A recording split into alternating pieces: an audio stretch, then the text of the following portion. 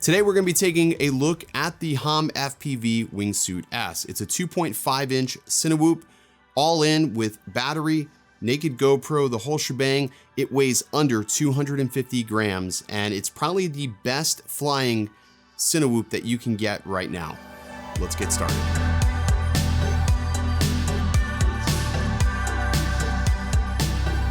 What's good, everybody? Ken here, you're watching OriginaldoBo, and today we take a look at this. This is the HOM FPV Wingsuit S.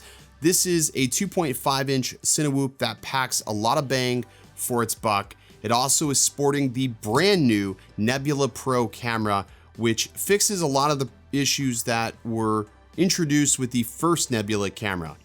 All right, so let's jump into the specs on this because I don't want this to be an incredibly long video. I want you to get the most information in the shortest amount of time. So frame, it has been redesigned. The Caddx Vista now mounts here at the back, which provides a lot of optimal airflow to the unit itself. It has an F7 flight controller. It also has 1404 4500 kV motors. What I like about these motors, and this is sort of trivial, is the fact that they put like a little bit of attention to detail in these motors. They call them the chocolate motors, and it looks like there is icing dripping from the motor, and the motors are sort of like this rose gold. Just sort of interesting. I think that's sort of neat. Now this flight controller is a 25 amp all-in-one ESC. Unlike the Micron, this one is capable of handling up to 4S batteries. Now the batteries that I've been using are from Race Day Quads. They're 650 milliamp hour batteries, and they are working pretty damn good. Now, as far as flight times go, I am getting not the best flight times. I'm getting about 3.5 minutes out of flight on this, simply because I fly a little bit more aggressive than normal. I also fly all of my quads in acro, so that could be a lot to do with my decreased flight times. I'm also using a naked GoPro here, which is drawing from the power. Now, let's talk about the camera on this, because the Nebula was a terrible, terrible camera. It was just borderline, just a little bit better than analog.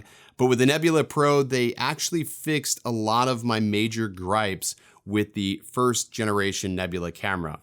Basically, everything I hated about the Nebula has been fixed. This is more in line with the DJI FPV cameras, with the exception of the saturation. It's not overly saturated. I feel like the Nebula Pro camera just looks a little bit more natural, if that's the way you would put it. But all in all, in my test, I've not found any issues with the camera itself. I even took a pretty hard hit to the front of this and didn't have any issues. It didn't show any damage. Now, I do have a couple of gripes about this overall design here. First off, I don't like how the GoPro mounts to the frame here. For starters, this is just not a good design. It's a 3D printed piece of material here. And when they shipped it to me, they only shipped it with one screw. I actually had to put a second screw in here so the GoPro wouldn't flip forwards or backwards. So they need to fix that. Maybe in the next iteration, include 2 screws at least to the GoPro mount. It's easy enough for me to do, but it's just annoying that I had to do that right out of the gate. Beyond that, don't really have any problems with it. You can configure this with a Crossfire if you want. It is pretty easy to work on this quad, unlike other Cinewhoops, which are an absolute pain in the ass to work on. This one is actually pretty easy to replace ducts and repair if you need it to. Now these are 2.5 inch props. These are 5 blade. These are the Gemfan props, and they are really, really quiet. The one thing I will say about this quad is that it is incredibly quiet. It is absolutely amazing how quiet this is. But let's go ahead and throw this on the scale so you can see what this weighs with everything loaded. All right, so like I said, I'm using these. These are 650 milliamp hour batteries from Race Day Quads. I'm gonna tear this out here just so you can get an idea of what these weigh. The battery itself weighs right around 61 grams. If I load this up with the unit GoPro, no battery, we're at 175 grams. Throw a battery on that sucker and you're right at 236. Let me center that just in case. 237, 236 loaded. So you could probably get away with going a little bit bigger on the battery if you want it, but 650 is probably going to be the biggest battery that you're going to want to go with. Also, just to note that these do mount sideways. So you're going to be mounting them like this for the best centrifugal balance. So you're going to want to be mindful of that as well. I am using a built-in BEC on my board here. So this right here is just a connector to the naked GoPro, and this is an iFlight BEC. So you can charge a GoPro I just cut the USB-C lead off and I attached it to here so I can power the GoPro, which works perfect. Also keeps the GoPro safe and prevents any sort of voltage spikes. So that was a pretty easy, cheap fix for that. But all in, yeah, it's pretty good. Let's go ahead and throw up some test footage that I stabilized with Real Steady. I'll also put on the side as well some of the footage straight out of the Nebula Pro camera. Again, remember, this is not recording directly to the unit itself. This is just what you're seeing from the quad.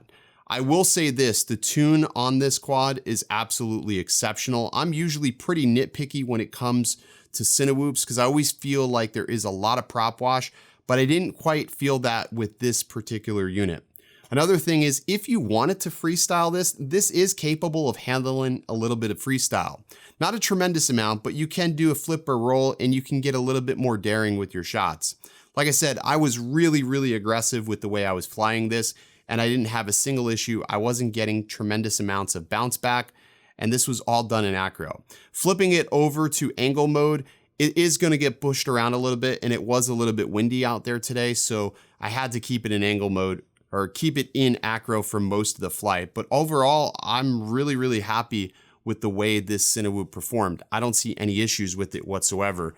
All right, so that's it. That's gonna do it for my review and thoughts of the HOM FPV Wingsuit S. I have had this for a little bit now and I've been flying it quite a bit. I like to fly these and really put them through its paces. That's why you'll notice I don't take on a tremendous amount of reviews when it comes to quads like this, simply because I want to be sure that I have enough time to vet through any problems. HOM FPV is a fairly new company, so a lot of people are sort of curious and skeptical of their flight controllers and their motors, but honestly, I beat the living hell out of this for the past 2 weeks and it's been perfectly fine. So if you want to check it out for yourself, there will be a link in the description below. I feel like the pricing is very fair and their shipping times are actually really good straight out of China.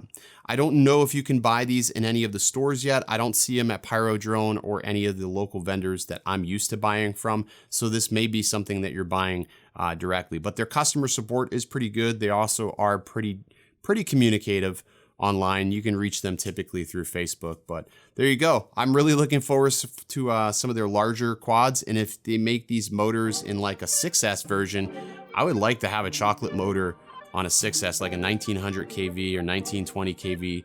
I think these would look absolutely cool. So there you go, guys. Hope you enjoyed the video. As always, stay original.